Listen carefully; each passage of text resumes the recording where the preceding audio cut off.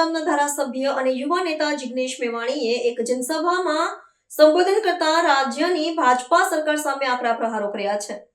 તેમણે મોંઘવારી અને બેરોજગારીને મુખ્ય મુદ્દા ગણાવતા દાવો કર્યો હતો કે અગાઉની રાજસ્થાન કોંગ્રેસ સરકારે 500 રૂપિયામાં ગેસ સિલિન્ડર અને 25 લાખનો મફત વીમો આપ્યો હતો।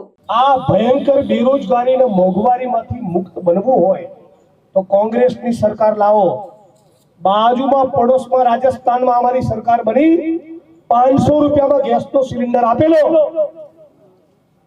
25 લાખ સુધીનો મેડિકલ વીમો ફ્રી કરીશું નહીં, કરીને બતાવ્યો તો મતલબ કે આ ફ્રી હાજા માંદા થાય અને કોઈ પણ સરકારી પ્રાઇવેટ હોસ્પિટલમાં જાય 25 લાખનું બિલ આવે ત્યાં સુધી એક પાઈ આમણે ચૂકવવાની નહીં।